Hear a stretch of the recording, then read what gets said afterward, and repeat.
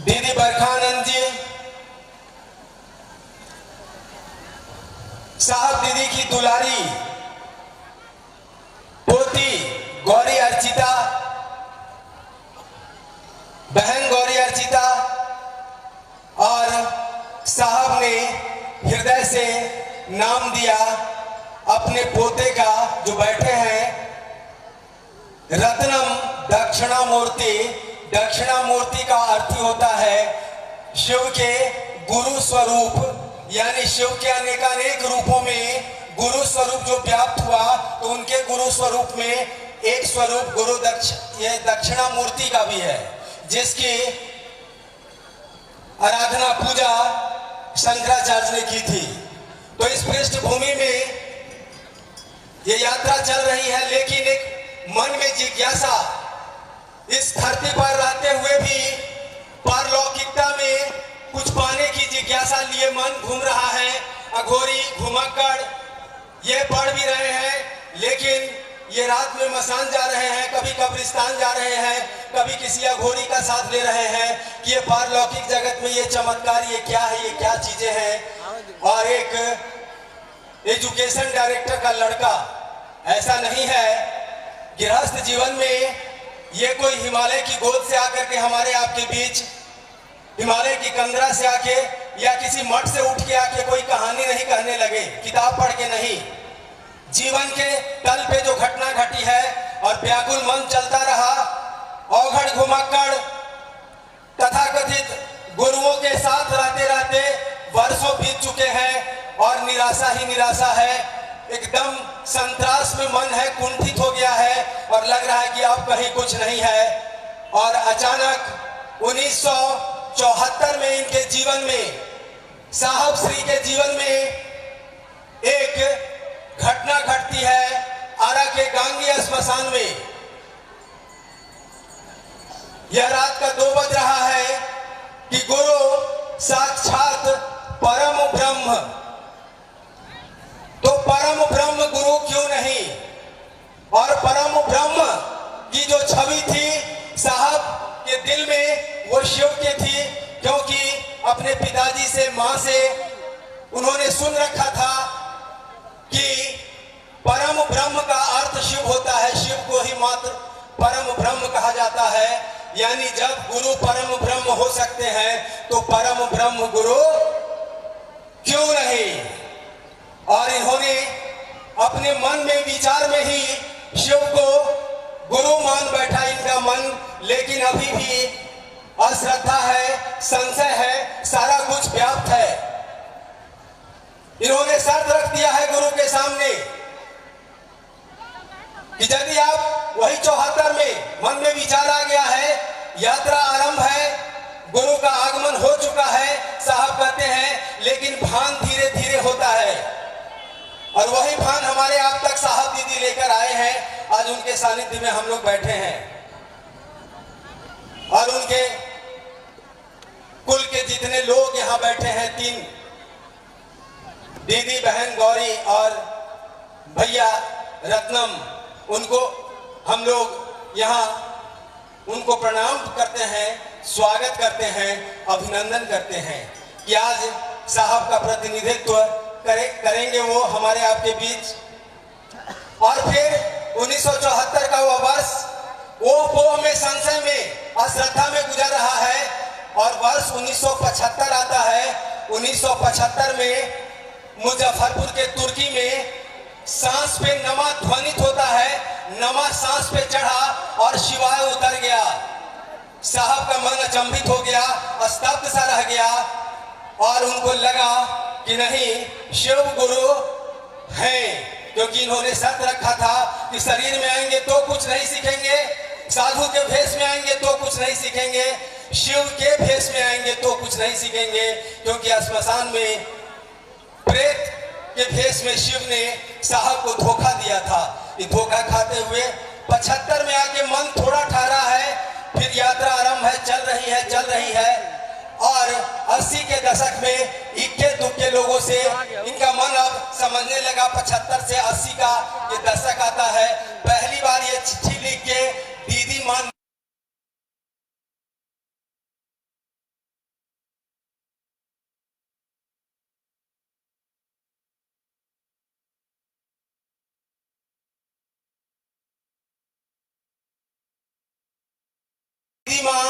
जीवन संगनी होने के नाते इनके मन के दर्द को जानती थी और इनके मन का एक ही दर्द था कि अलौकिक जगत में, पारलौकिक जगत में क्या कुछ चीजें हैं उसकी तलाश। और 80 तक मन को भरोसा हो गया, घटनाओं दर घटनाओं का दौर गुजरता रहा। आपको मालूम नहीं कि गुरु ने इनको मजबूत बनाने के लिए पाटन में ये वीडियो है और आसमान के शरीरी लोग घर पे पथराव कर रहे हैं। साहब ने अपने किताब अमील आखिर में लिखा है, आपने पढ़ा भी होगा। देखिए कितना कांटा चुभ रहा है, ये साधु नहीं है, ये लोग हैं जो विवश कर रहे हैं। हमको आपको ठेस लगती है तो संशय हो जाता है शिव गुरु पर, लेकिन यहाँ तो आंधियों के बीच में दिया जल रहा है। आंधियों के इरादे तो अच्छे न थे, ये दिया कैसे जलता हुआ रह गया।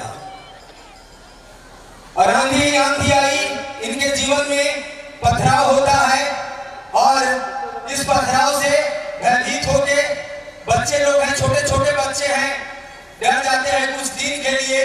साहब जो है दीदी माँ को और बच्चों को बगल में ही दीदी माँ का मैके है मनातू गढ़, वहां छोड़ देते हैं और कार्यालय से आते हैं और खानसामा किचन में खाना बना रहा है और साहब सीधे घुसते हैं और कहते हैं खानसामा को हटो।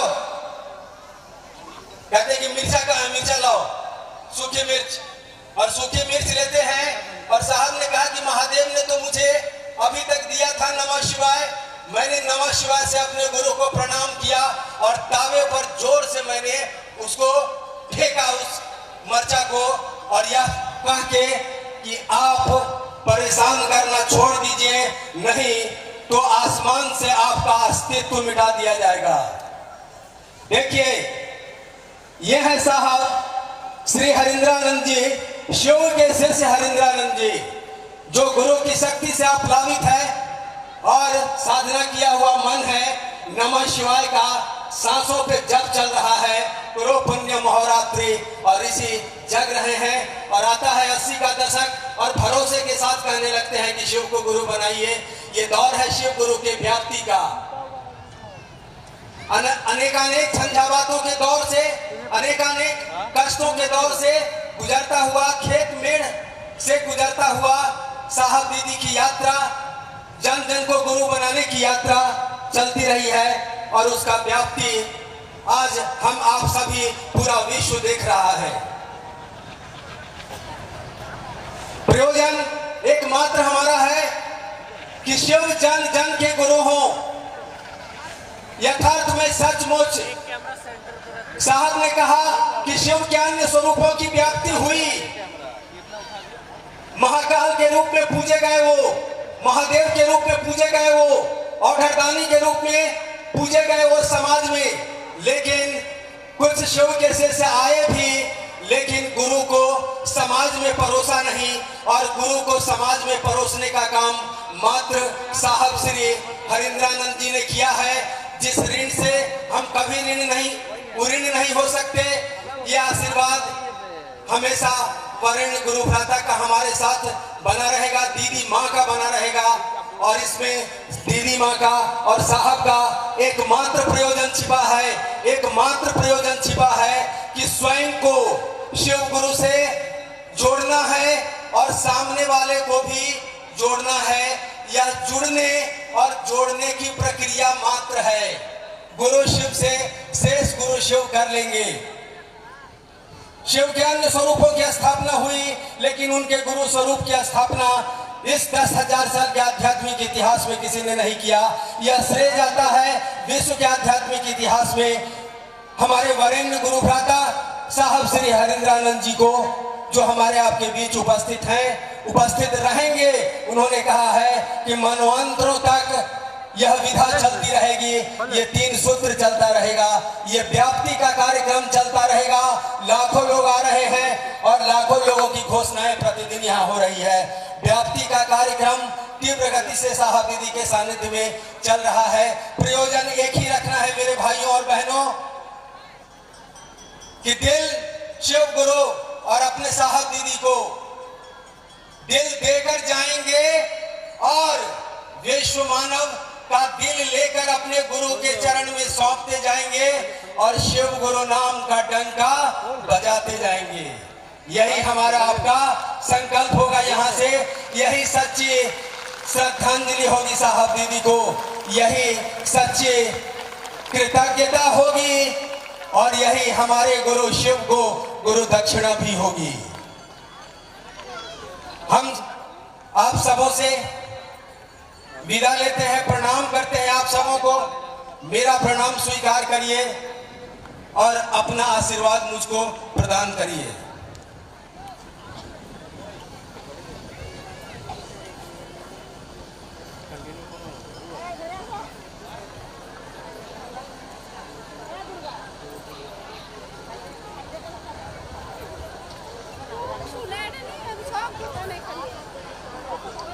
गुरु भाई परमेश्वर जी से आग्रह करेंगे, अपने गुरु शिव की चरण में एक भजन रखेंगे। आइए हम लोग भजन सुनते हैं। Hello hello.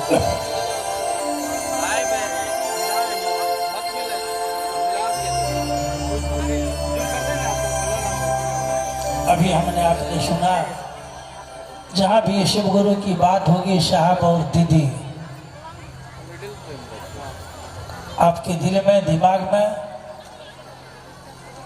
रोम रोम में बैठे मिलेंगे। ये जो शिव की शिष्यता चली, यहाँ साहब और दीदी के सिवा कुछ भी नहीं है।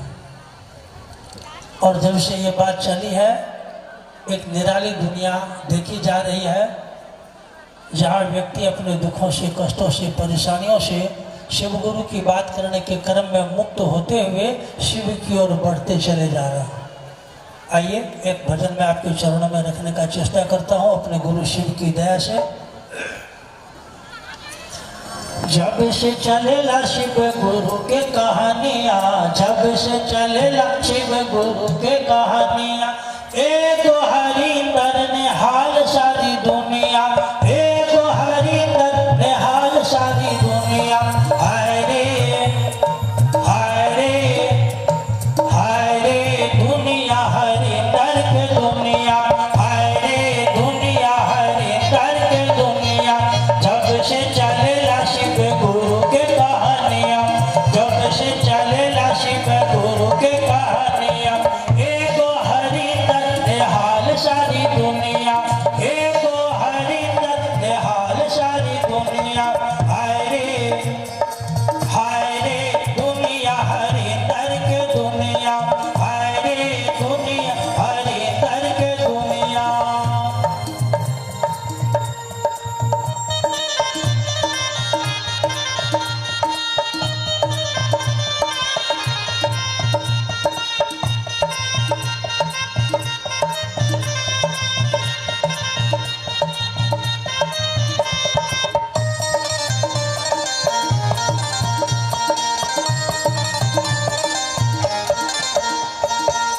सुन का चाले चालोक चौक जाई, जांच का गुरु शिव का बनाई। सुन का चाले चालोक चौक जाई, जांच का गुरु शिव का बनाई। निपुत्र का पुत्र मिले कोढ़ियन का काया, निपुत्र का पुत्र मिले कोढ़ियन का काया। मिल दाता हरिंदर, हाय रे दुनिया हरिंदर के दुनिया, हाय रे दुनिया हरिंदर के दुनिया। जब से चलेला शिव गुरु के कहानियाँ, जब से चलेला शिव गुरु के कहानियाँ, एक हरिंदर ने हाल सारी दुनिया, एक हरिंदर ने हाल सारी दुनिया। हाय रे दुनिया हरिंदर के दुनिया, हाय रे दुनिया हरिंदर।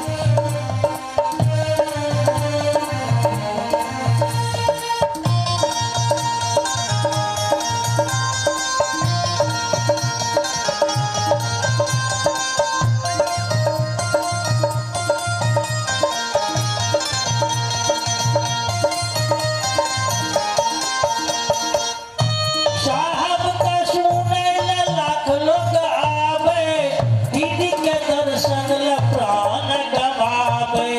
साहब का सुने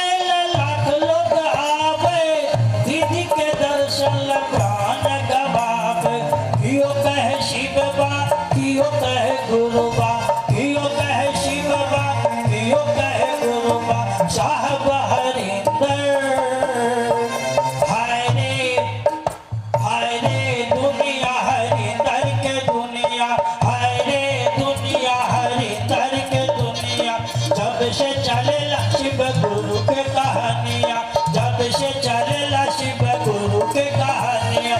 एगो हरिंदर ये हाल सारी दुनिया, एगो हरिंदर ये हाल सारी दुनिया, एगो हरिंदर ये हाल सारी दुनिया।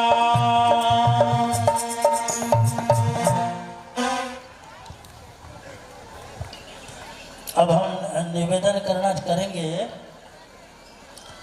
जैसा कि हमने आपको पूर्व में कहा था, गौरी बाबू से आप परिचित हैं और कई बार साहब जब लाइव आ रहे थे कोरोना काल में या पहले भी, तो गौरी बाबू प्रश्न पूछती थी साहब से।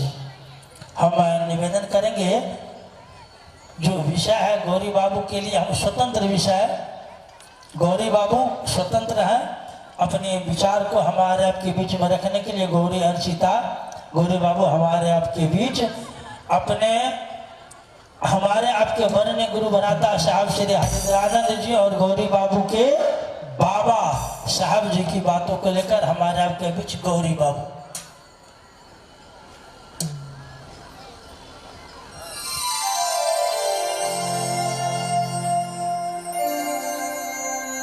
सबसे पहले साहब दीदी को प्रणाम, महागुरु महादेव के चरणों में प्रणाम और अंत में आप सभी गुरु भाई बहनों को मेरा प्रणाम। कृपया मेरा प्रणाम स्वीकार किया जाए।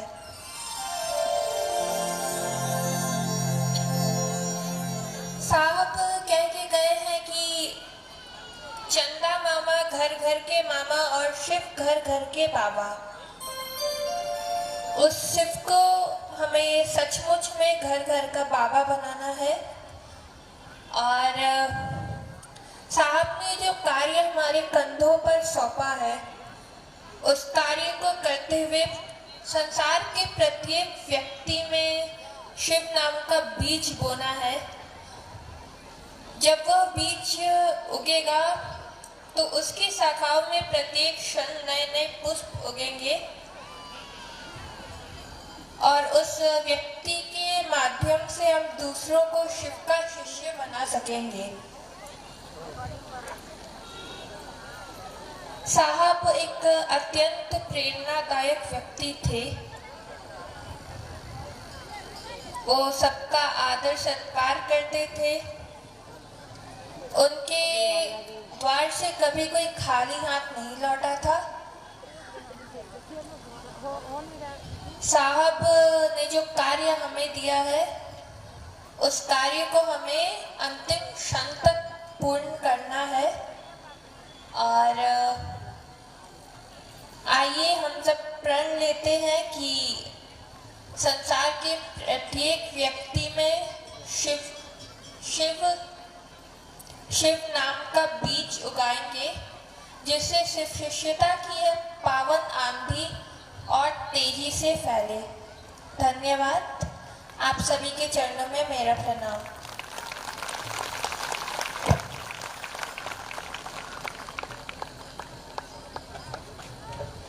हेलो।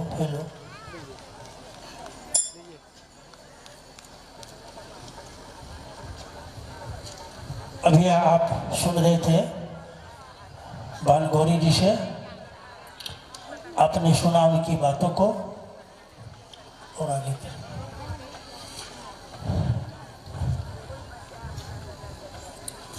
हम जान रहे हैं कि आप सवेरे से हैं और आपके मन में बरखा दीदी को सुनने की प्रबल जिज्ञासा है। आपसे प्रार्थना होगा कि जहाँ भी आपको जगह मिले आप शांतचित होकर बैठ जाए, शांतचित होकर आप बैठे। हम अब प्रार्थना करेंगे बरखा दीदी से, जो हमारे आपके बीच साहब श्री हरिंद्रानंद जी और दीदी नीलम आनंद जी का जो मुख्य संवाद है, भगवान शिव गुरु और उनकी शिष्यता, उनके संवाद को लेकर हमारे आपके बीच बरखा दीदी से निवेदन प्रार्थना है। कि हमारे आपके बीच अपनी बातों को रखने का कष्ट करेगी। बरखा दीदी हमारे आपके बीच की तरफ इसको घुमाइए।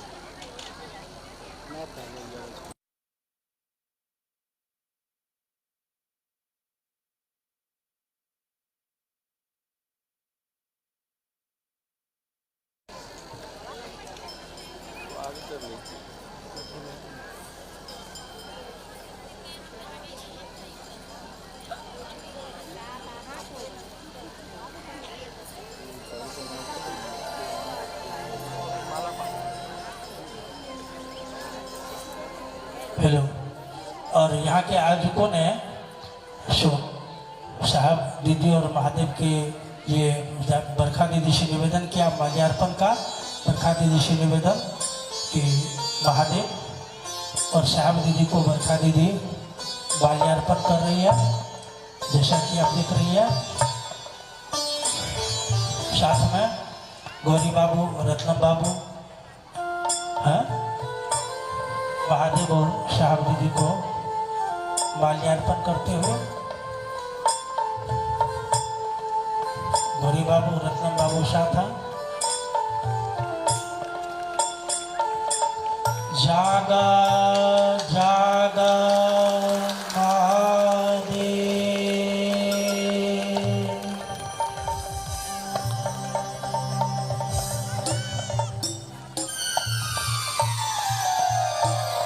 बरखा दीदी हमारे आपके बीच, आप बैठ जाए जहाँ जगह है।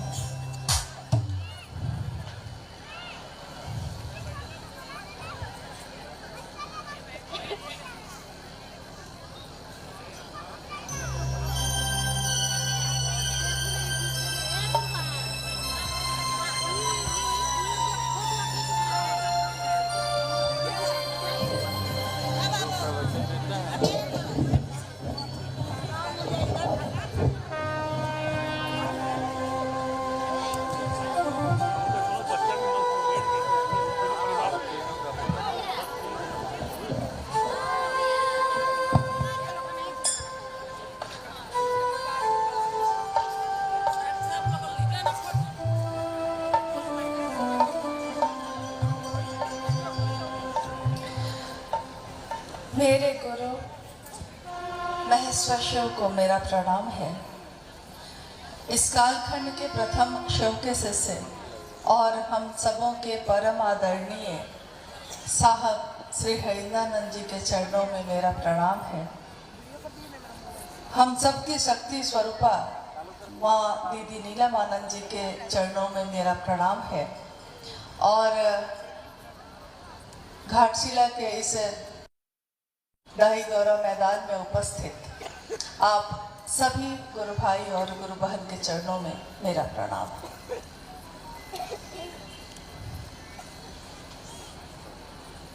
घाटशिला के इस स्थान पे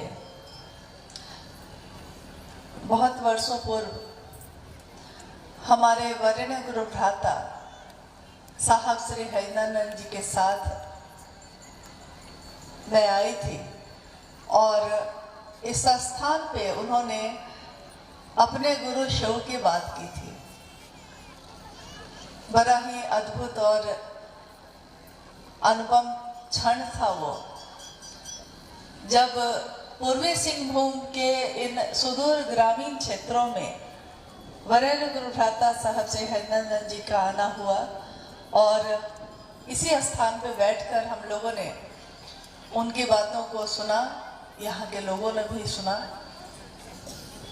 और बाद में जब हम लोग यहाँ से लौट के गए तो किसी गुरु भाई ने बताया कि यहाँ के जो स्थानीय सारे लोग आए हुए थे उसमें कुछ बुजुर्ग लोग भी आए हुए थे। तो उनको लोगों ने बताया था कि यही है वो साहब हरिंदानंद जी जिन्होंने शिव के शिष्यता का आवाहन किया है, शिव की शिष्यता की बात की है इस काल खंड में, इस युग में, और इनको हम लोग प्रथम शिव के शिष्य कहते हैं। वो शिव की बात करेंगे। तो यही ग्रामीण क्षेत्र से वो कुछ बुजुर्ग जो थे वो आके बैठे हुए थे सुनने के लिए। और लगातार होता ही है। साहब के बोलने से पहले बहुत सारे लोग आ रहे थे, बोल रहे थे, भजन भी हो रहे थे और वो लोग काफी देर से प्रतीक्षा कर रहे थे कि कब साहब आएंगे और वो बोलेंगे। तो जब बहुत देर बीत गई तो वो लोग आपस में बात कर रहे थे कि ये बाकी सारे लोग कब जाएंगे जब वो आएंगे। यानी कि प्रतीक्षा तो थी, सुन रहे थे, लेकिन सुनना सिर्फ वो चाहते थे उनको जिसके लिए वो आए थे। स्वाभाविक है, दुनिया में शिव की शिष्यता की बात कहीं भी होगी, कभी भी होगी। तो आपने अभी सुना ही जो भजन भाई परमेश्वर जी गा रहे थे कि हाय रे ये दुनिया, हरिंदर की दुनिया, एक हरिंदर निहाल सारी दुनिया। हमने सुना है, हमारे पूर्वजों ने भी बताया, हमने किताबों में भी पढ़ा कि ये पूरी दुनिया, ये पूरी सृष्टि मात्र शिव की इच्छा से सृष्ट है। शिव ने इच्छा की और ये सृष्टि, ये दुनिया बन गई। हम भी इच्छा करते हैं, लेकिन हमारी इच्छा में बहुत कम बल होता है। उस शिव की इच्छा में इतना बल है, इतना बल है कि उन्होंने इच्छा की और ये दुनिया बनी। जब दुनिया बनी तब समय प्रारंभ हुआ। स्वाभाविक है, जब आप अपने घर में भी या बाजार में भी कोई सामान अगर बनता है तो जब वो बनता है उसके बाद उसका समय शुरू होता है। यानी किसी का जन्म होता है तो उस समय से उसका जीवन शुरू होता है, तब तक जब तक उसकी मृत्यु नहीं हो जाए। इंसान के साथ भी, पशु के साथ भी, निर्जीव सामान के साथ भी जब उसको बनाया जाता है तो एक डेट होता है जिस दिन वो एक्सपायर हो जाता है, मतलब उस दिन उसकी जो समय सीमा है वो खत्म हो जाएगी। तो ये दुनिया जो शिव की दुनिया है, हम लोग अभी यहाँ आए तो काफी गर्मी थी। जब हम लोग यहाँ पहुंचे तो बच्चों ने कहा कि यहाँ काफी गर्मी है। तो मैंने बताया कि टाटा का पूरा एरिया गर्म ही रहता है ज्यादातर, बहुत कम ठंड का समय होता है। लेकिन उस महादेव से प्रार्थना करिए कि थोड़ा मौसम अनुकूल बना दे। अभी कुछ देर पहले की बात है, अभी जब हम लोग आए थे, और देखिए दिल से अगर इच्छा की जाए तो महादेव कितनी मदद करते हैं, कितने करीब से सुनते हैं। और उसके बाद हवा में थोड़ी ठंडक आ गई। हो सकता है ये मन का भ्रम हो, लेकिन ऐसा होता है कि जैसा आपका मन होता है मौसम भी वैसा हो जाता है। मन में अगर सुकून हो, शांति हो, तो सारे मौसम अच्छे लगते हैं। तो हम लोग बात कर रहे हैं, आपने विषय भी सुना, भगवान शिव की शिष्यता की बात हो रही है। भगवान शिव जिनके बारे में मैंने अभी कहा कि मात्र इच्छा से ये सृष्टि सृष्ट है। कौन है वो भगवान शिव? किस भगवान शिव की बात कर रहे हैं हम लोग? जिस भगवान शिव का एक रूप है, जगत गुरु का रूप, और जिसके बारे में हमारे वरण गुरु भ्राता ने कहा कि वो शिव मेरा गुरु है। उन्होंने उस शिव को अपना गुरु बनाया और उन्होंने कहा कि यही शिव आपका भी अपना गुरु हो सकता है। शिव वही है, महादेव वही है, लेकिन हमारा जुड़ाव बदलता रहा। आपके तरफ से जैसा जुड़ाव होगा वैसा लाभ, वैसा रिटर्न, वैसे वापसी आपको मिलेगी। तो शिव से कैसा जुड़ाव हो, थोड़ा हम लोग आइए कल्पना करते हैं हम कि आज से हजारों वर्ष पूर्व से शिव की पूजा घर घर में होती आई।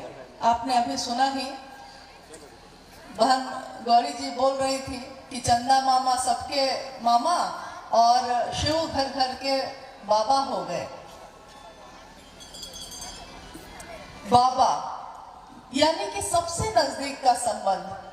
लोग कहते हैं कि मूल से ज्यादा सूद पसंद होता है, बेटा से ज्यादा पोता पसंद आता है या पोती, मतलब कि दादा और पोता पोती का संबंध अजीब अलग तरह का होता है।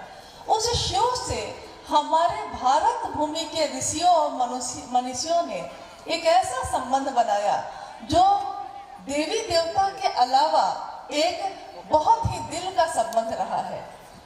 लेकिन कहते हैं कि अगर मेरे पिता भी शिक्षक हो, विद्वान हो, लेकिन हम उनसे ज्ञान नहीं लेना चाहेंगे तो वो मुझको संपत्ति दे सकते हैं, वैभव दे सकते हैं, सुविधा दे सकते हैं, लेकिन ज्ञान नहीं दे सकते।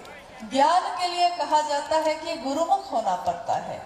गुरुमुख का अर्थ ये नहीं होता है कि किसी एक विशेष दिशा में बैठ जाना। गुरुमुख आपका मन होता है, मन ही उस दिशा में चलता है।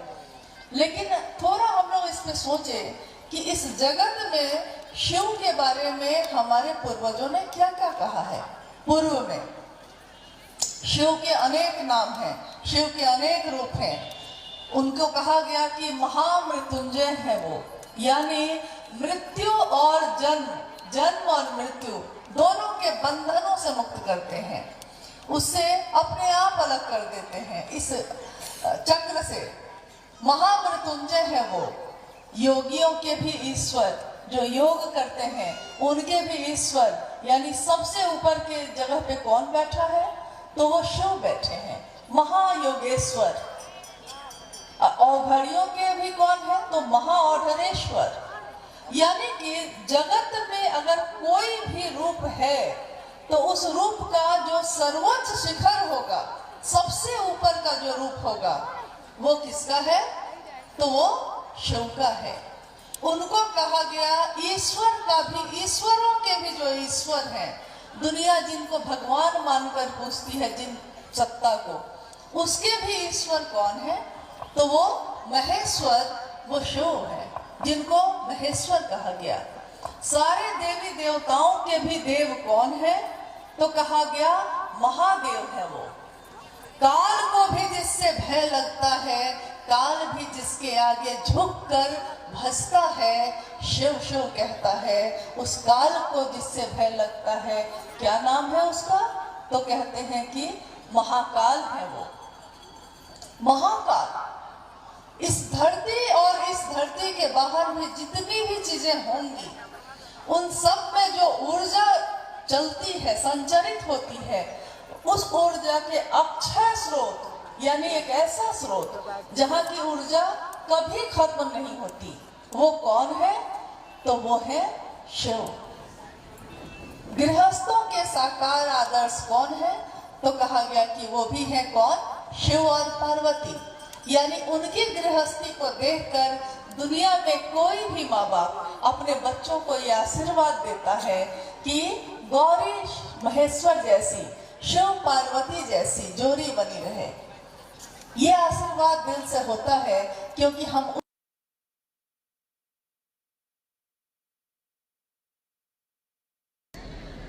एक बार साहब से हम लोगों ने ये पूछा कि अगर कल्पना करना चाहें, अगर सोचना चाहें कि उस शिव में कितनी ऊर्जा होगी, क्योंकि हमारी क्षमता तो थोड़ी ही दूर तक है। हमारे मन और दिमाग में जो पैदा होता है, वो सोचने की क्षमता, वो समझने की क्षमता एक सीमा के बाद खत्म हो जाती है। हम आंखों से कुछ दूर तक देख सकते हैं, लेकिन जब दूरी ज्यादा बढ़ जाती है तो नहीं देख पाते। कानों से सुन सकते हैं, लेकिन दूरी अगर बढ़ जाती है तो नहीं सुन पाते, छू नहीं पाते। तो आखिर उस शिव में कितनी ऊर्जा होगी। वरेण्य गुरु भ्राता साहब श्री ने समझाया कि आप कुछ ऐसा समझिए कि ये पूरी दुनिया 5 तत्वों से बनी है। ये पूरी दुनिया 5 तत्वों से बनी है। क्या है वो तत्व? सबसे ऊपर का तत्व आकाश को कहा गया, उसके बाद वायु है, उसके बाद अग्नि है, उसके बाद जल है यानी पानी, उसके बाद है मिट्टी, क्षितिज तत्व यानी मिट्टी, जिसको आप देख सकते हैं, सुन सकते हैं, सूंघ सकते हैं, स्वाद ले सकते हैं, यानी ऐसी चीज, ऐसी स्थूल चीज जिसको आप हर तरीके से महसूस कर सकते हैं, पांचों इंद्रियां जिस पे काम करती हैं। उन्होंने कहा कि मिट्टी के एक कण में कितनी ऊर्जा है, कितनी शक्ति है, तो उन्होंने कहा कि करोड़ों बिजलियों की चमक जो होती है उसमें जितनी ताकत होगी, मिट्टी के एक कण में उतनी ताकत। क्या करिए जरा, मिट्टी जिसको हम लोग रौंद देते हैं, जिसको अपने पैरों तले रौंदते हैं, जिसपे हम चलते हैं, जिस मिट्टी पे हम अनाज बोकर उगाते हैं और खाते हैं, जिस मिट्टी के बीच में कहीं पानी मिलता है तो पीते हैं, यानी ये मिट्टी जीवनदायिनी है। इस धरती को हम लोगों ने कहा है माँ। इस धरती माँ के एक कण में कितनी क्षमता है, कितनी ऊर्जा है, तो उन्होंने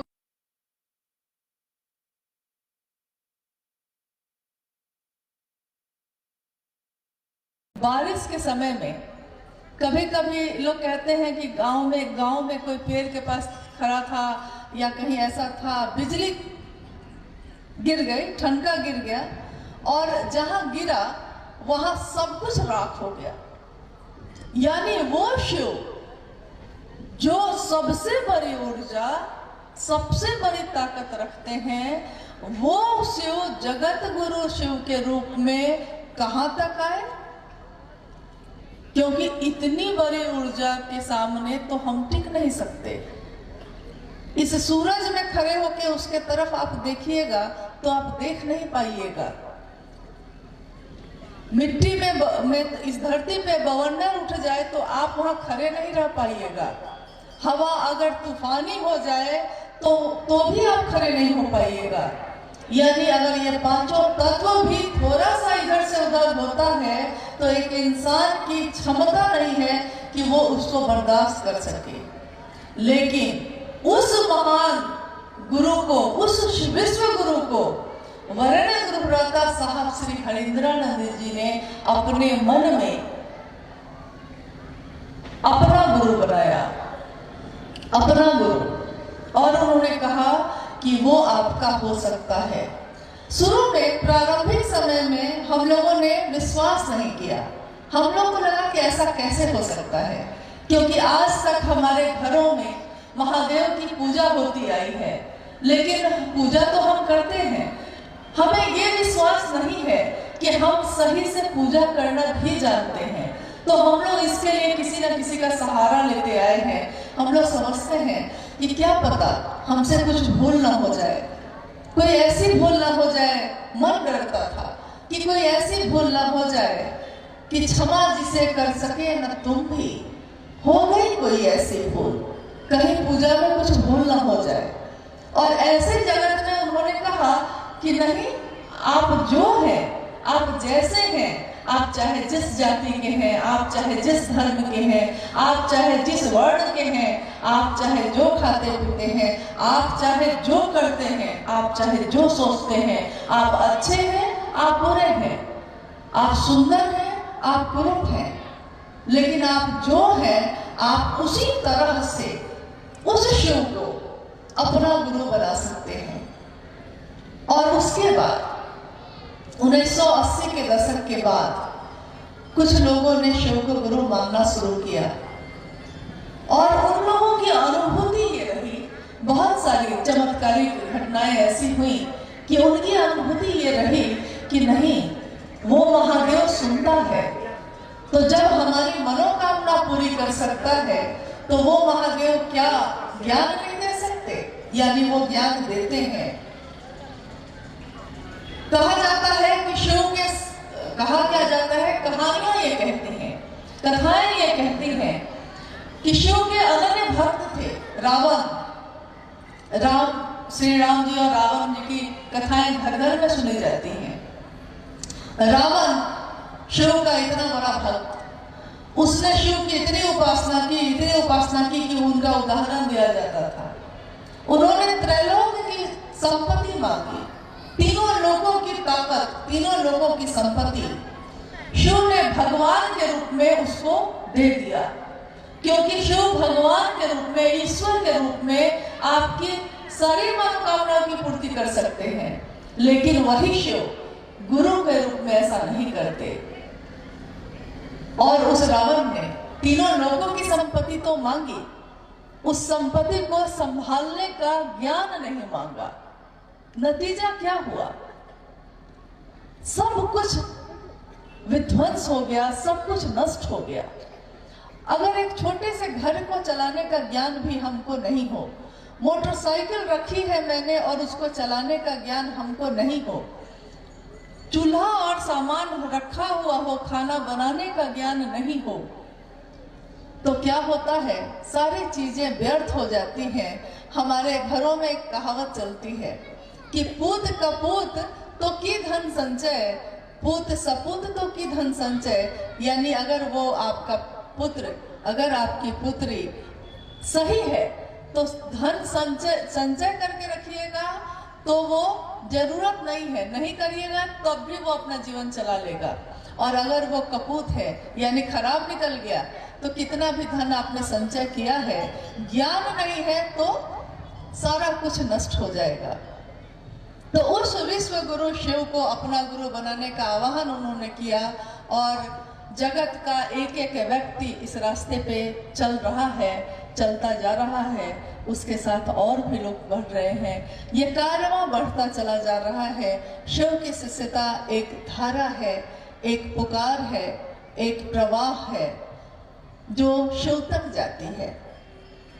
आज इस जगह पे हम अपने गुरु शिव की बात करने के लिए इकट्ठे हुए हैं। आप भी, हम भी, आप भी काफी दूर से आए होंगे, मैं भी काफी दूर से आई हूँ, लेकिन हम सबों का उद्देश्य एक है, हमारे सोचने का तरीका एक है।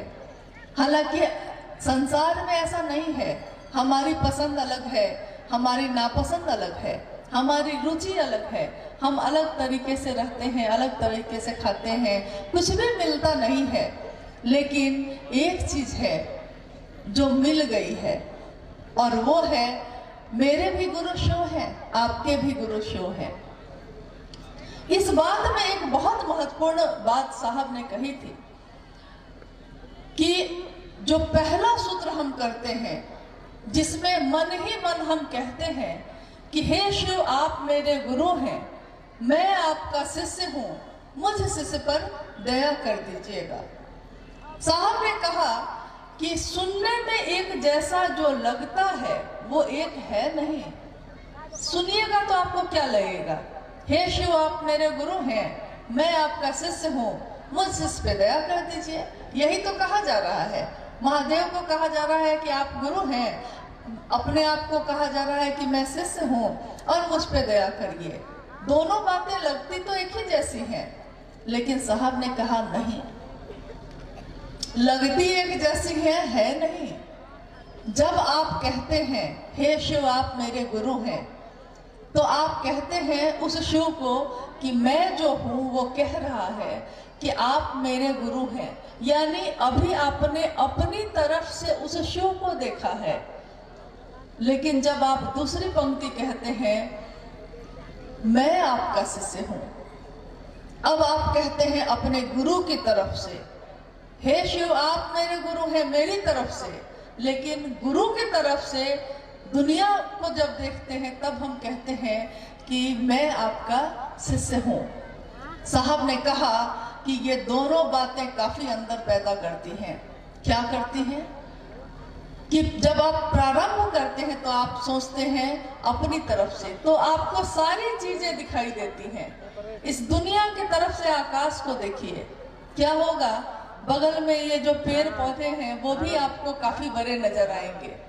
लेकिन अगर थोड़ा सा ऊपर जाकर और तब धरती को देखिए, तब क्या होता है?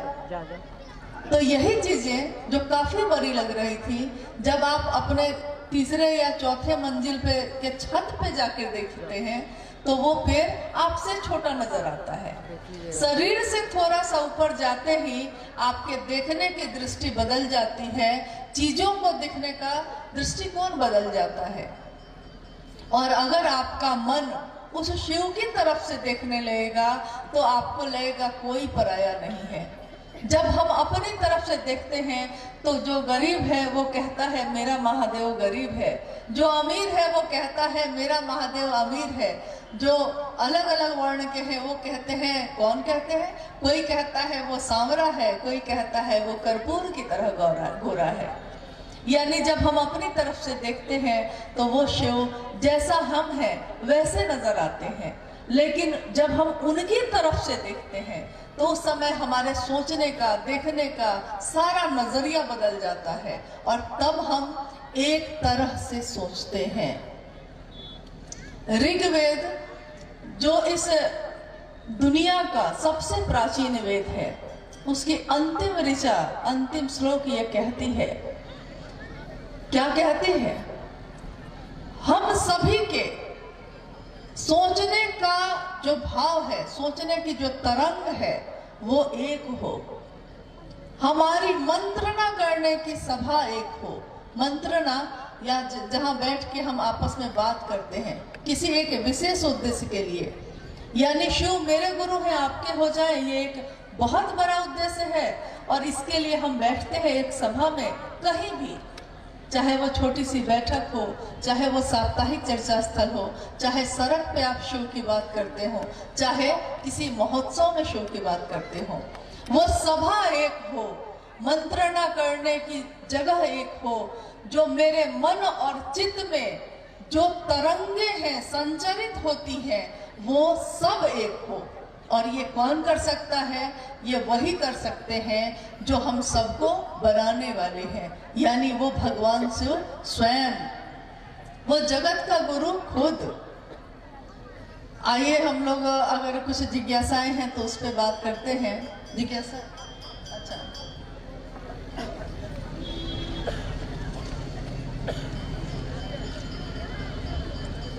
भगवान शिव को ही गुरु क्यों बनाए, किसी और देवी देवता को क्यों नहीं? हालांकि ये जिज्ञासा काफी समय से चली आ रही है और इस पे आपने साहब से भी काफी बार सुना होगा। भगवान शिव को ही गुरु क्यों बनाए, अन्य देवी देवता को गुरु क्यों नहीं बनाए? बात तो सही है। उन्होंने कहा कि जो गुरु का काम करेगा गुरु तो उसी को बनाइएगा ना। अगर यहाँ का कोई जिलाधिकारी हो, बहुत सबसे सर्वोच्च पद पे है वो, लेकिन वो बहुत पढ़ा लिखा होने के बाद भी शिक्षक का काम नहीं करते हैं, तो आप क्या करिएगा? जो शिक्षक का काम करता है उसी के पास जाइएगा। देवियों की पूजा हम करते हैं, शक्ति की पूजा हम करते हैं, लेकिन वो शक्ति युद्ध की देवी मानी गई है, काल की देवी मानी गई है, वो शिक्षक का काम नहीं करती। तो आप वहां जाके मनोकामना पूरी कर सकते हैं, लेकिन ज्ञान के लिए तो आपको उसी के पास जाना होगा जो ज्ञान देने का काम करते हैं। एकमात्र शिव के बारे में हमारे शास्त्रों ने कहा कि वो विश्व गुरु हैं, वो जगत गुरु हैं, वो आदि गुरु हैं। आदि गुरु का अर्थ होता है जो सबसे पहला गुरु हो।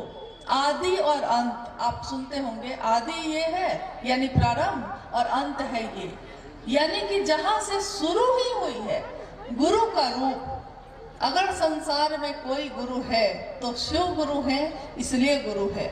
इसलिए शिव को गुरुओं का गुरु भी कहा गया, गुराधिपति शिव। गुरुओं के भी, सदगुरुओं के भी गुरु कौन है? तो वो शिव है।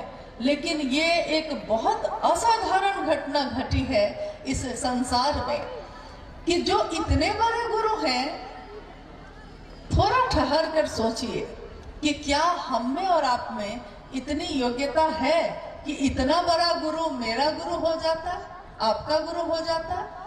क्योंकि यहाँ पे हम अपने बच्चे को लेकर अगर मास्टर के पास जाते हैं या थोड़े से अच्छे स्कूल में जाते हैं तो वो सबसे पहले क्या करता है? टेस्ट लेता है, जांचता है कि मेरे स्कूल के लायक ये है कि नहीं। अध्यात्म की दुनिया में भी कोई शरीरधारी गुरु के पास जाइएगा तो कुछ ना कुछ पात्रता खोजते हैं, आप में ये है कि नहीं। आप इस वर्ण के हैं कि नहीं, आप ब्रह्मचारी हैं कि नहीं, आप शाकाहारी हैं कि नहीं, आपने संसार को छोड़ दिया है कि नहीं, गृहस्थ छोड़कर आए हैं कि नहीं। लेकिन वो सबसे बड़ा गुरु कुछ नहीं खोजता, वो बस इतना ही कहता है कि अंतः से पुकारोगे तो उबार देंगे शंभु। अंतः से, अपने दिल से अगर आप पुकारते हैं हे शिव, तो वो शंभु उबार देते हैं। उबार देना मतलब ये कि जो संसार के दलदल में मेरा मन धंसता चला जा रहा है, वो सीधे उसमें से निकाल लेते हैं। उबार देंगे शंभु। हे उरग, उरग कहा जाता है सर्प को, सांप को। यहाँ जंगल झाड़ बहुत है, तो आपने सांप का दर्शन जरूर किया होगा, लेकिन माफ कीजिएगा, दर्शन का अर्थ साहब ने कुछ और सिखाया था। उन्होंने कहा था कि तुम मुझ गुरु भाई गुरु बहनों से कि क्या आप लोग मुझको देखने आते हैं या मेरा दर्शन करने आते हैं। जैसे लोग जब जाते थे उनसे मिलने तो वो पूछते थे किस लिए आए, तो लोग कहते थे कि जी आपका दर्शन करने आए।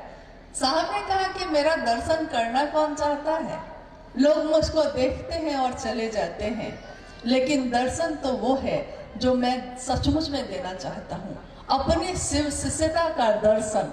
उसी पे उन्होंने कहा था कि आपने कभी सांप का दर्शन किया है, तो लोगों ने कहा हाँ। किसी ने कहा कि मेरे घर में निकला था, किसी ने कहा कि जंगल में निकला था, किसी ने कहा जो बड़े शहर में रहता था वो कहा कि चिड़ियाघर में देखा है मैंने। साहब ने कहा नहीं नहीं, सांप का ये दर्शन नहीं होता, वो तो आपने सिर्फ देखा है। दर्शन वो होता है जब वो आपको डस लेता है, असली दर्शन वही है। तब आपको पता चलता है उसके संपूर्ण रूप का, उसके गुण और दोष का। तो वही उन्होंने कहा कि वो उरग, वो सांप जो जन्मजात जहर रखता है और जिसकी प्रवृत्ति है, जिसका स्वभाव है, जिसकी आदत है डसना, आप उसको कितना भी प्रेम देंगे वो डस सकता है आपको। लेकिन वो सांप भी, वो उरग भी सीने के बल अगर उस शिव के पास जाता है तो शिव उसको अपने गले में धारण करते हैं। कहा जाता है विषधर भुजंग भी उनके गले का आभूषण है, सजता है उनपे जो जहर रखता है, जो डसना जानता है। हम आप तो इंसान हैं, इंसान इतना जहरीला शायद नहीं होगा, कहा नहीं जा सकता। अभी समाज और दुनिया बहुत बदल गई है। साहब की डायरी में एक पंक्ति नोट है कि सांप पे लिखा है उन्होंने कि सांप तुम सभ्य तो हुए नहीं। उन्होंने लिखा है कि सांप तुम सभ्य, यानी कि समाज में जो सज्जन चीजें होती है वो तो तुम हुए नहीं, तुम तो जंगल झाड़ में रह गए। सांप तुम सभ्य तो हुए नहीं, यानी शहर में आकर तो तुम बसे नहीं, तो फिर कहां से पाया इतना डसन, ये विष कहां से पाया। मतलब वो कह रहे हैं कि इंसान इतना जहरीला हो गया है कि सांप भी अब शर्मिंदा होकर झाड़ियों में छिपा बैठा है। लेकिन उस स्थिति में भी लोग कहते हैं शिव को ही गुरु क्यों बनाए, लोग कहते हैं महादेव ही गुरु क्यों। बहुत सारे शरीरधारी गुरु हैं, बात तो सही है, लेकिन अब हम लोग का इलाज किसी के पास नहीं है, एकमात्र शिव के पास है। शिव के अलावा हमको अब कोई धारित नहीं कर सकता। कहते हैं वो शिव जीव बना और अब जीव को शिव बनने की यात्रा है। उस शिव ने जीव को पैदा किया, दुनिया में दुनिया दी, ये सारी चीजें दी। आपने कभी सोचा है इस जीवन को देने वाला शिव है, सांसों को चलाने वाला शिव है, यहाँ तक कि सांसें चलती रहे इसके लिए ये हवा देने वाला वो शिव है, ये आकाश से बारिश होती रहे इसके लिए भी वो शिव है, नदी में पानी मिलता रहे इसके लिए भी वो शिव है। मूल कारण वो महेश्वर है, लेकिन हम उस मूल कारण से ही दूर होते जा रहे हैं। हमारी कोई एक दिन मदद करता है तो हम उसकी मदद को जिंदगी भर याद रखते हैं, अगर कोई दुख में आपके साथ एक बार खड़ा हो गया है, आप बोलिए, आप सबके साथ ऐसा हुआ होगा, हम लोग के साथ भी ऐसा हुआ है कि दुख का की कोई घड़ी आई, कोई समस्या आ गई, फंस गए, किसी ने मदद कर दी, एक बार की है, लेकिन जीवन भर उसके एहसान को हम याद रखते हैं।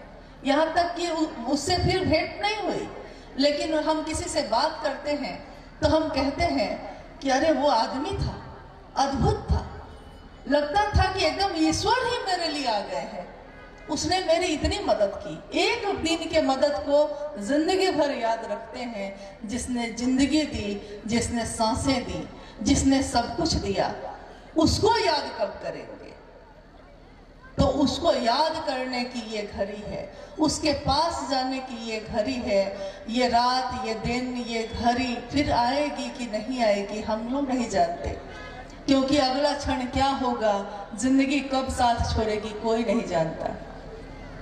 तो क्यों नहीं हम अपने हर क्षण में उस शिव को शामिल करें, जिसने सब कुछ दिया और कोई एहसान भी नहीं जताया, दिया और जताया भी नहीं।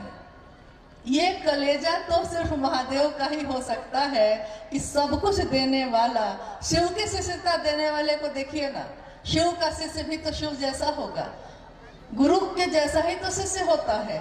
तो जिसके गुरु शिव हुए, वरेण्य गुरु भ्राता साहब श्री हरिनानंद जी के, उस गुरु जैसा ही तो वो शिष्य भी हुआ। उसने पूरी दुनिया में शिव के शिष्यता का दान कर दिया, दे दिया, बांट दिया और जताया भी नहीं, दिखाया भी नहीं। हम किसी को जोड़ते हैं तो हम उसको बार बार कहते हैं, हमसे उड़ो मत, मैंने ही तुमको शिवशिष्टा में चलाया है। आपको ये पंक्ति जरूर कभी ना कभी किसी से सुनने को मिली होगी कि हम ही से तेज, हम नहीं आए और चर्चा शुरू हो गई, ये कैसे हुआ, हम ही ना तुमको चलाए थे। लेकिन मूल कारण जो है चलाने वाला, शिव का शिष्य, उसने तो कभी नहीं जताया, उसने कभी नहीं कहा कि मैंने ये चीज दी थी। तो हमको भी उनके जैसा होने की कोशिश करनी है, उनके जैसा होना है। आइए दूसरे जिज्ञासा पे चलते हैं। गुरु मानने व नहीं मानने से क्या होगा? गुरु नहीं, देखिए जिज्ञासा है कि गुरु मानने से और गुरु नहीं मानने से क्या होगा। बात यह है कि लोगों को लगता है कि भाई महादेव की पूजा होती ही है, महादेव मनोकामनाओं की पूर्ति करते ही हैं, तो गुरु नहीं भी मानेंगे तो क्या होगा। बात तो सही है, आप मानिए तब, आप नहीं मानिए तब, उस शिव पे क्या असर होने वाला है, उसको क्या फर्क पड़ने वाला है, लेकिन हमको आपको फर्क पड़ने वाला है। इसलिए मान ही लीजिएगा तो क्या हो जाएगा, कुछ घट तो जाएगा नहीं। महादेव को मानने से भला ही होता है, वो कल्याण रूप है, वो कल्याण की मूर्ति है, वो कल्याण ही करते हैं। तो उनको मान ही लीजिएगा तो क्या घटेगा, आपका कुछ ना कुछ मिलेगा ही। तिरोभाव अनुग्रह एवं मोक्ष मुक्ति क्या है?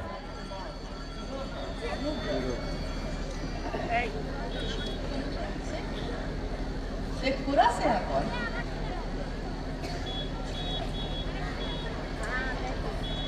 देखिए ये नई जगह है, मतलब अभी भी शिव शिष्टा के लिए, और ये सारी पंक्तियां साहब की लिखी हुई हैं। तिरोभाव, अनुग्रह भाव, शिव की दया, सारे भावों का मूल वो शिव की दया ही है।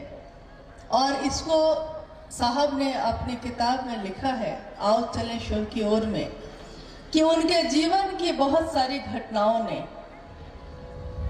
जब आप सुनते हैं शिव शिष्टा की पृष्ठभूमि, व्याप्ति, प्रयोजन, पृष्ठभूमि का अर्थ होता है जो तैयारी करने में समय गया, व्याप्ति जो आज हो रहा है, प्रयोजन जो आपका उद्देश्य क्या है, ये तो उन्होंने अपने जीवन की बहुत सारी घटनाओं के बाद ये कहा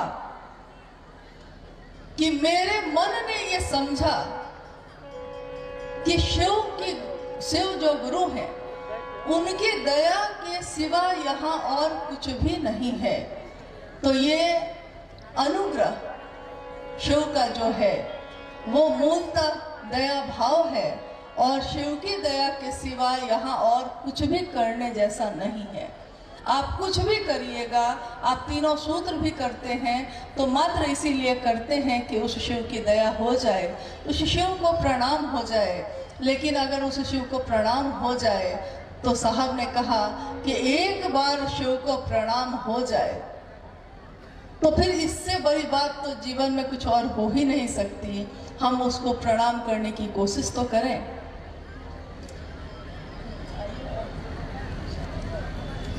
आओ चले शिव की ओर।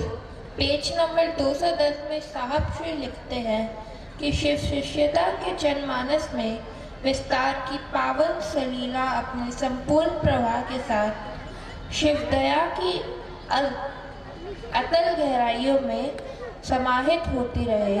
यही शिव के समक्ष साष्टांग मेरा मन प्राण विनती करता है, कृपया समझाया ये जाए। पूरा लगता है पैरा ही लिखा हुआ है, लेकिन इसको हम लोग थोड़ा सा समझते हैं, क्योंकि आखिर हम लोग आए तो इसी बात के लिए हैं कि हम लोग इस बात पे थोड़ी बात कर सकें कि साहब ने कहा क्या है, वो चाहते क्या हैं। इन्होंने जो अभी पढ़ा, आओ चले शिव की ओर, पेज नंबर 210 में साहब श्री लिखते हैं, शिव की शिष्यता के जनमानस में विस्तार की। शिव की शिष्यता जो सामान्य समाज में, दुनिया में विस्तार पा रही है, यानी फैल रही है, उस विस्तार की पावन सलीला। अर्थ ये हुआ, पावन का अर्थ होता है जो कभी अपवित्र नहीं होता किसी भी चीज से।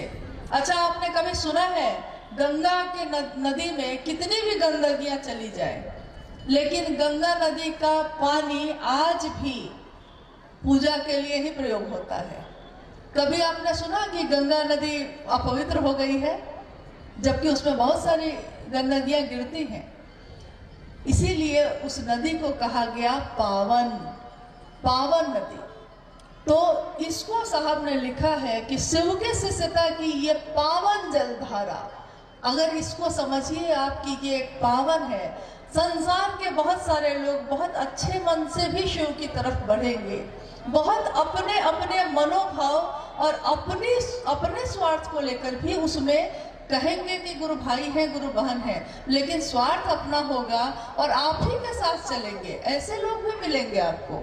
लेकिन ये पावन सलीला, यानी सलीला कहा जाता है कि आपने देखा होगा यहाँ बारिश के समय में पहाड़ी नदियाँ जो बहती हैं तो वो ऊपर ऊपर से पानी दिखेगा नहीं बहुत बार। जब बारिश होगी तो पानी बहुत होगा, लेकिन जब बारिश का मौसम बीतता है तो ऊपर से है वो नदी, लेकिन उसके अंदर अंदर पानी बहता है, ऊपर से दिखता नहीं है।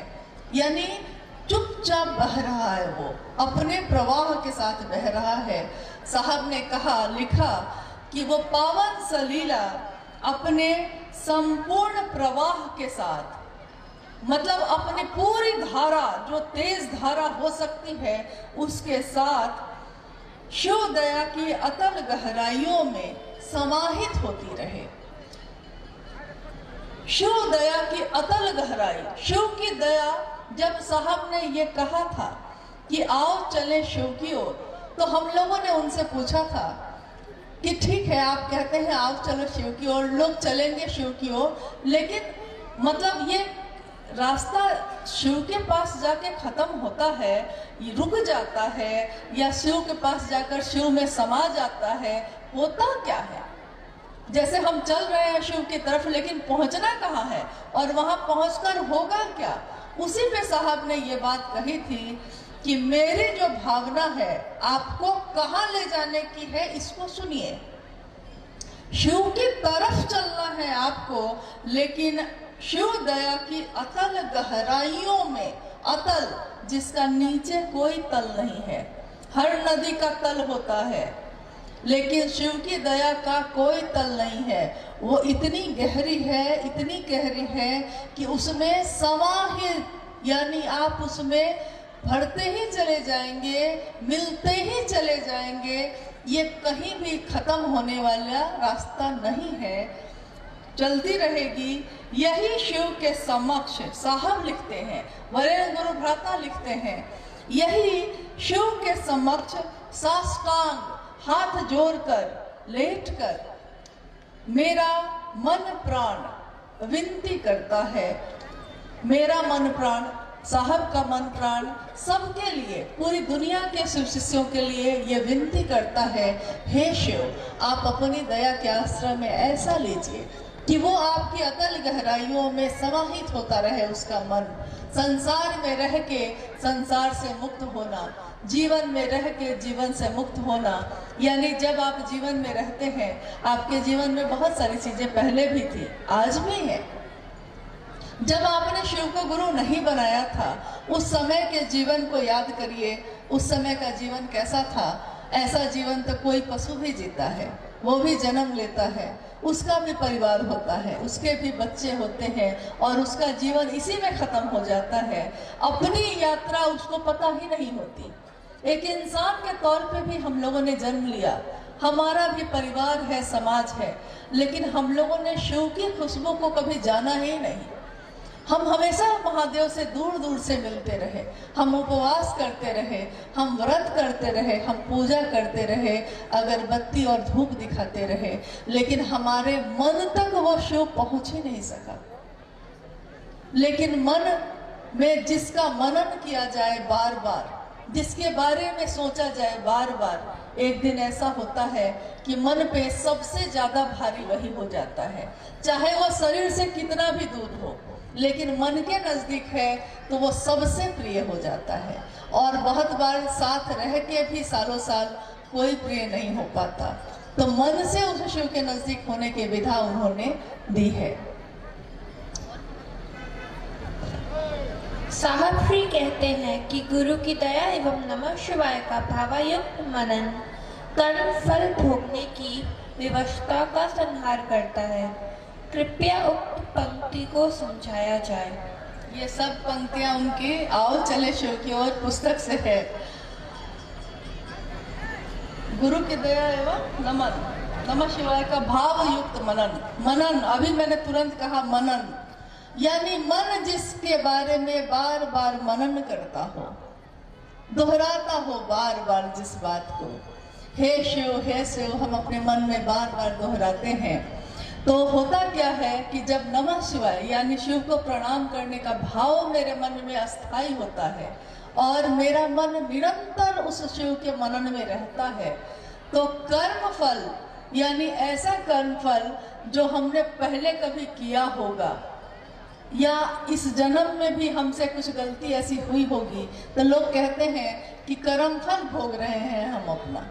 लेकिन वो महादेव, वो शिव, वो मेरे गुरु, जगत के गुरु शिव, उस कर्म फल को भोगने की जो व्यवस्था है, जो लाचारी है, हमको भोगना ही पड़ता है, हम इस भोग से मुक्त नहीं हो पाते, उससे भी वो मुक्त करते हैं। कहते हैं रो रो नरक के भागी को भी कौन खत्म कर सकता है इसको। रो रो नरक यानी अगर हमने ऐसा भी पाप किया है कि हमको न जाने कितने करोड़ नरक मिलेंगे, इतना खराब किया है मैंने, उससे भी अगर आपको बचा सकते हैं तो वो शंभु है, वो शिव है।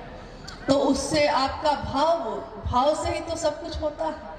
आपका भाव अगर उस शिव के लिए है, भाव युक्त मनन, भाव से भरा हुआ आपका मन उस शिव को बार बार जब याद करता है, उस शिव को प्रणाम करने की स्थिति में होता है, तो वो शिव ऐसी दया करते हैं और उनकी दया से ये सारी चीजें, कहा जाता है कि दैविक, दैहिक, भौतिक, दैविक यानी ऐसा जो कर्मफल हमारे किस्मत में लिखा होता है उसको भी वो दग्ध विनष्ट करते हैं, खत्म कर देते हैं। दैहिक यानी मेरी शरीर की जो क्षमता है, मेरे शरीर की जो बीमारी है या मेरे शरीर पे कोई समस्या है, उसको भी वो दग्ध करते हैं। और भौतिक यानी संसार में जो भी दुख हो सकता है उन सब को अगर दग्ध करते हैं तो वो शिव है, वो इन सारी चीजों से आपको बाहर निकाल लेते हैं। हमारा मन ही सुख भी अनुभव करता है, हमारा मन ही दुख भी अनुभव करता है। बहुत बार ऐसा हुआ होगा आपके साथ, कि आप कहीं बैठे हैं और बहुत सुंदर बात चल रही है, लेकिन आपका मन उस समय कहीं और है, मन कहीं और है। तो होता क्या है कि जब पूरी बात खत्म हो जाती है तो सामने वाला आपसे पूछता है, क्या भाई समझे ना जो अभी हम कह रहे थे? तो आप एकदम अकबका के आश्चर्य से पूछते हैं, क्या बोल रहे थे आप?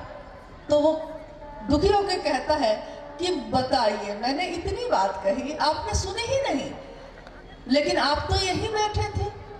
तो आप कहते हैं कि मेरा मन कहीं और था, मेरा ध्यान कहीं और था।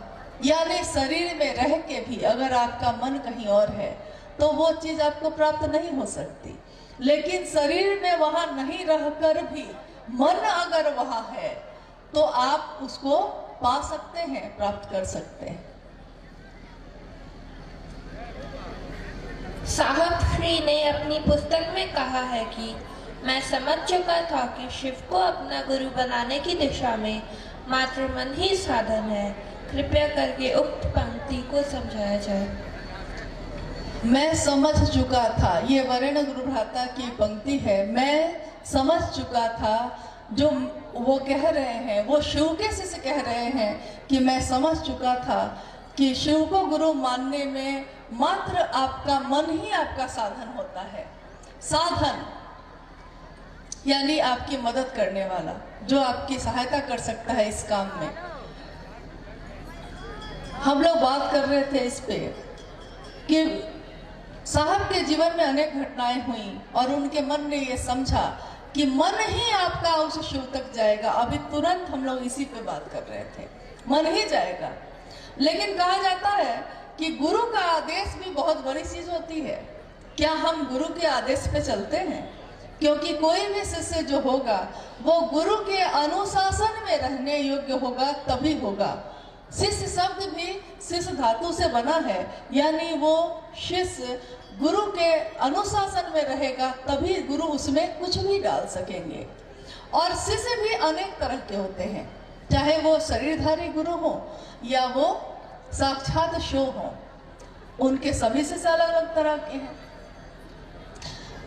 एक घटना मैंने पढ़ी थी और शायद आपने कभी सुनी भी हो, लेकिन फिर से उसको हम लोग दोहराते हैं इसलिए कि कुछ चीज़ों को बार बार याद करने से होता ये है कि ताजगी बनी रहती है, याद रहता है, वो स्मृति में रहता है। वो एक गुरुकुल परंपरा में बहुत पहले आप सुनते होंगे, आज भी दक्षिण भारत में गुरुकुल की परंपरा है, लेकिन उत्तर भारत में अब थोड़ी ये परंपरा कम हो गई।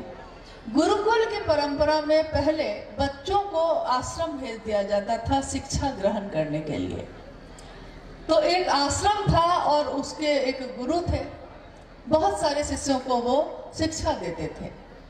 एक बार उस गुरु ने सोचा कि मैंने इतने दिनों से इतने सैकड़ों शिष्यों को शिक्षा दी है, लेकिन थोड़ा जांचते हैं कि मेरे शिष्य का शिक्षा जो उसने ग्रहण किया है उसका स्तर कहाँ तक पहुँचा है। तो उन्होंने अपने शिष्यों को बुलाया, जांचते जांचते अंत में 2 शिष्य ऐसा बच गया। नहीं कहते हैं जो टॉप पे रहता है तो कहते हैं हम कि टॉप पे सबसे ऊपर में 2 है। अब कौन फर्स्ट होगा कौन सेकंड होगा, अब मास्टर सोच रहा है बैठ के, दोनों एक जैसा अंक ले आया है। तो अब वो गुरु परेशान हुए कि अब अंतिम परीक्षा क्या की जाए। तो उस गुरु ने कहा कि सुनो, मैं कुछ दिनों के लिए आश्रम से बाहर जा रहा हूँ और एक काम तुमको एक काम सौंप के जाता हूँ कि मेरी तरफ से गेहूं की बालियों की 2 पोटली है, एक तुम रखो और एक तुम रखो। इन दोनों पोटली में गेहूं के दाने हैं। मैं कुछ समय के बाद जब वापस लौटूंगा तो जो मैंने तुमको दिया है तुम सब बिल्कुल उसी तरह से मुझको वापस करोगे। गुरु चले गए।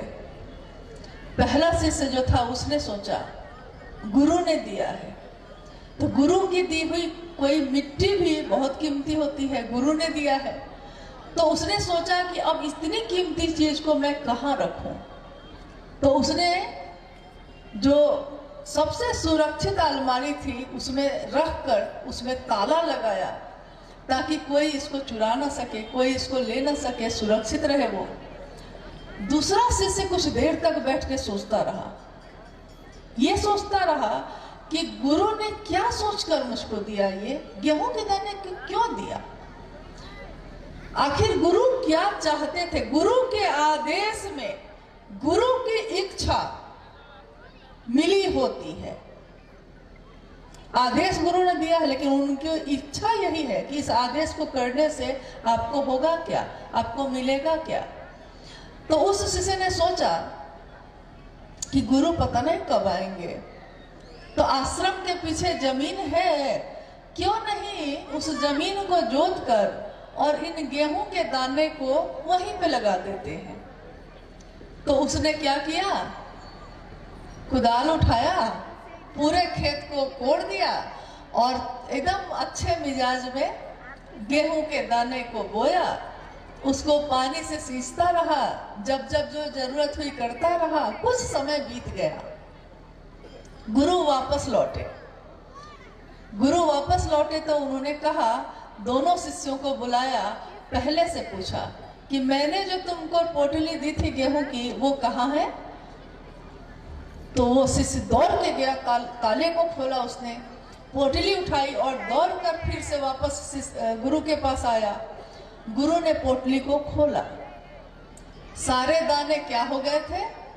आप लोग भी किसान हैं, मतलब हम किसान हैं नहीं, लेकिन मेरा शौक बहुत है कि काश हमको ये काम करने को कभी मिलता, कभी ना कभी मिल जाएगा।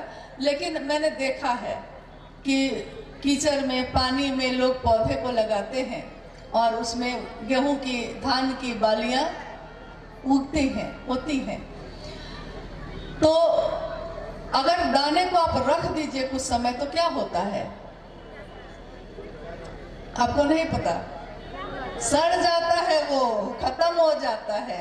बहुत कीमती गुरु की दी हुई चीज है, लेकिन अगर बंद करके अपने पास रख लिया तो सड़ गया। और दूसरे शिष्य ने क्या किया, उसने उन कुछ दानों को रोप दिया, बो दिया जमीन में, तो धरती का सीना फाड़ कर वो ऐसा पौधा निकला जिससे कुछ दाने से असंख्य दाने बने उसमें। अब बताइए कि वो गुरु का प्रिय कौन से होगा। आप लोग ठीक से नहीं बता रहे हैं। दूसरा, क्यों? क्योंकि गुरु ने यही तो कहा था, मेरी चीज को बचा के रखना जो मैंने तुमको दिया। अब बताइए जरा, वरेण्य गुरु भ्राता साहब श्री हरिंद्रानंद जी ने हम लोगों को क्या सौंपा है, क्या दिया है? शिव की शिष्यता। अभी थोड़ी देर पहले ये बहन गौरी जी बोल रही थी कि शिव के शिष्यता का बिया रोपना है हम लोगों को, यही कह रही थी ना, सुन रहे थे हम लोग। कौन क्या कहेगा कोई नहीं जानता, सब शिव के लोग हैं, वो किससे क्या कहवाएंगे। देखिए, बिया रोपने की बात कही जा रही है, शिव शिष्यता का बिया। तो क्या इस बिये को हमको अपने अपने पास रख के घाटशिला के घर घर में ताला में बंद करके और टाटा में घूमने चले जाना है, या इस दाने को इतना छींटना है, इतना छींटना है कि ये दाना एक दिन गेहूं की बालियों से भर जाए, हम रहे ना रहे, ये शिव के शिष्यता ऐसे ही उगती रहे, लगती रहे और लोग इस से अपनी मन की भूख को मिटाते रहे, क्योंकि मन का भूख तो कोई और नहीं मिटा सकता महादेव के सिवा, जिसने इस मन को बनाया है। तो हम लोग को क्या करना है, दाने को छींटना है ना। तो हम लोग विश्वास रखें कि सब कोई मिल के हम लोग इस काम को करेंगे, क्योंकि शिव के शिष्यता में साहब हरिंद्रानंद जी ने असंख्य हरिंद्रानंद और नीलम दीदी को पैदा किया है। गली गली में जो कहते हैं, रास्ते रास्ते में जो कहते हैं कि शिव मेरे गुरु हैं और आपके होंगे, जो हम लोग अपने गानों में गाते हैं कि एक दिन ऐसा आएगा, घर का बच्चा बच्चा शिव को अपना गुरु बनाएगा। वो सपना हमारे साहब ने देखा और इस सपने की पूर्ति हम सभी उनके गुरु भाई गुरु बहन, उन्होंने हमें मान दिया, उन्होंने हमें वो इज्जत दी, अपने पलकों पे बिठाया और कहा कि नहीं। लोग कहते हैं कि आपको मानने वाले लोग, तो वो कहते थे नहीं, मेरे भाई हैं ये, मेरी बहन है ये मान आज तक के इतिहास में किसी को नहीं मिला।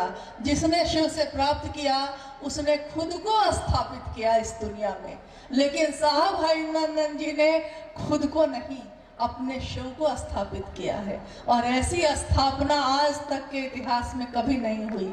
मंदिरों में हुई, दिलों में नहीं हुई थी, दिल में हुई। हम अपने दिल से उन साहब को प्रणाम करते हैं, अपनी दीदी को प्रणाम करते हैं। वो हमारे मन को ऐसा ही बना के रखें, इतना ही सुंदर, इतना ही शिवमय।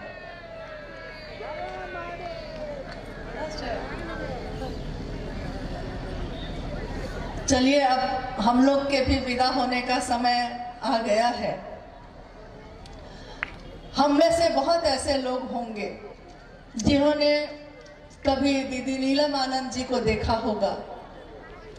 2005 में 17 जून को वो शिवलीन हुई।